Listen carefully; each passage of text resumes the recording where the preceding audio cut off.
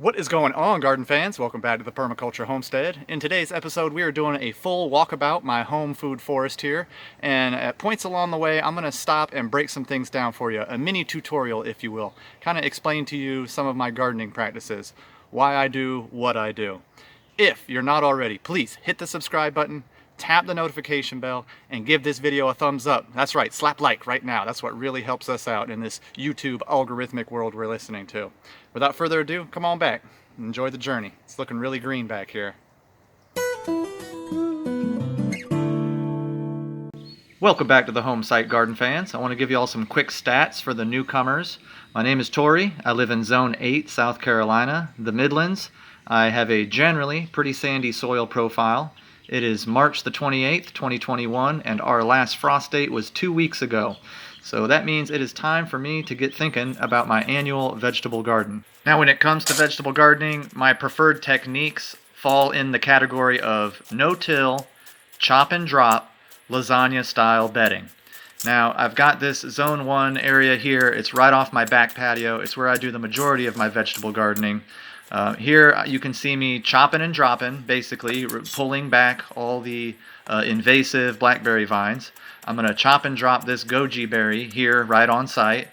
And once I've chopped and dropped, I'm going to kind of wood chip over the whole area. I'm not going to till. I don't want to disturb the soil profile, all the natural biota that I've been building up over 6 years.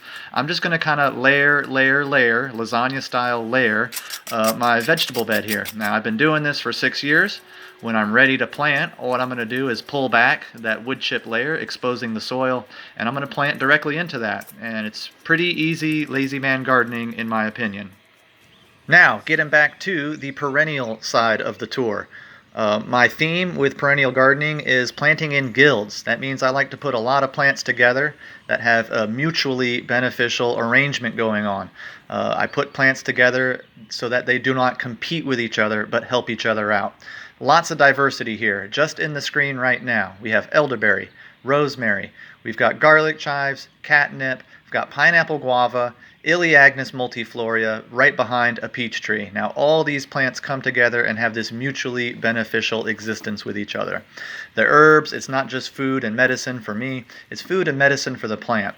Also I've got growing here is some sweet peas, so I'm getting just a little bit of nitrogen fixation. But I have all these things here peppered out and planted with each other to benefit the whole of the food forest. Nature loves diversity, so I try to plant as diversely as I can. Now, the peach tree here is not the main crop. Once again, I plant in guilds, lots of trees and plants together. The main crop is the mulberry tree behind it that is almost 15 to 20 feet tall. I want to focus in on mulberries because I am choosing to focus in on them this year. I've really put a lot of effort into getting the 2 mulberries I have growing here. They are perfect for my zone, Zone 8, South Carolina. They're generally pest-free, disease-tolerant, and they put on a lot of fruit. These are really heavy producers. This right here is a Mystic Red mulberry, and as you can see, it is absolutely loaded with fruit right now. I'm probably going to get more pounds of fruit than I will the peaches.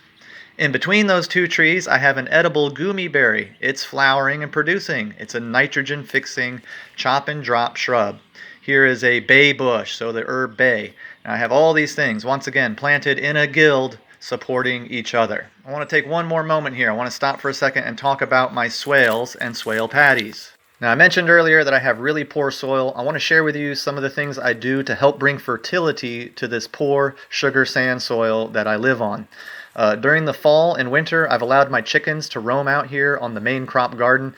You can see they've scratched up the soil surface. They've basically tilled it for me. They've manured, they've fertilized it for me, and now I'm going behind them. This was 3 weeks ago, seeding some clover and kind of reshaping the swales and swale patties here during the end of the winter. Now, the time I'm putting in here, it was no more than an hour, but no less than 20 minutes. All I did was seed the clover and kind of reshape my swales. Now, this kind of work is really important at this time of year. What I do here is going to matter 4, 5, and 6 months down the road as we're getting into summer, the heat of summer, and as all these places start to thicken up and green up some. So cover cropping is what I do. I cover crop to bring fertility.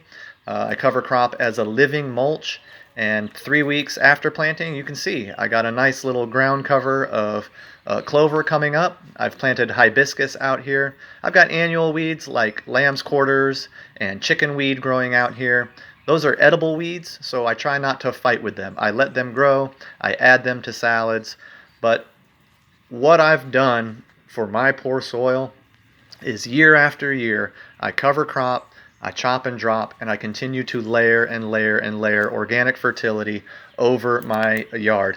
I did this at a time of year when you can see there's not a lot of green leafage out, so this ground cover is going to get plenty of time to grow up and flower up before the trees themselves start putting on green growth for the year. Now I'm going to focus in on some trees right now. This is pawpaw. I have 2 pawpaw patches on site, really 3 of them, and they are flowering in full. This is another one of those trees like the mulberry I'm really focusing a lot of energy into because they are great producers for my soil conditions, for my zone, for my pest profile, for really just where I'm at. So my pawpaws are flowering up right now. I've done a whole video series last year about how I hand pollinate pawpaws. If you haven't seen it, check the description. There will be a link there to take you to my pawpaw hand pollinating journey. On the top of the property, just to continue with the perennial tour, I've got a big giant hugel mound back here. And growing on this mound, I've got things like pomegranate, gummy berry, I've got Mexican beautyberry growing back here, and a lot of blackberry as a ground cover. Now, I know it looks like a tangled mess. Believe it or not, I've come through here and pruned. Come on back and check it out next week to see how clean it looks. Really quickly, touching on the plum trees. In my last update, they were flowering, and in this update, they're already putting on green growth. Also, in my chicken run area, I have a fig growing back here with these 2 plum trees. So, diversity, diversity, diversity. I want to talk about one more thing, garden fans. I mentioned that I have poor soil. Kind of makes it hard for me to grow root crops.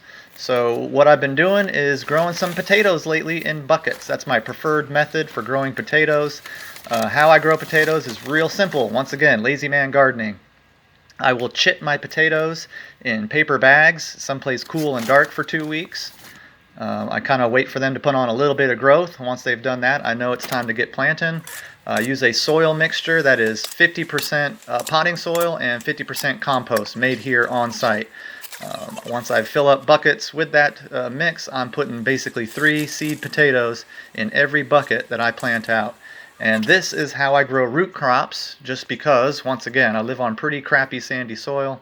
This is kind of how I get my starches in the food forest during my annual growing season. Anyway, garden fans, I want to thank you all for stepping by and watching this long tour of the food forest. It looks really good right now, and in the next month it's going to be absolutely full of green, and you won't be able to see the house, believe it or not, from where I'm standing right now. Once again, if you haven't already, please subscribe, tap the notification bell, and give this video a thumbs up. That's what really helps us out. You got any questions? Just ask. God bless.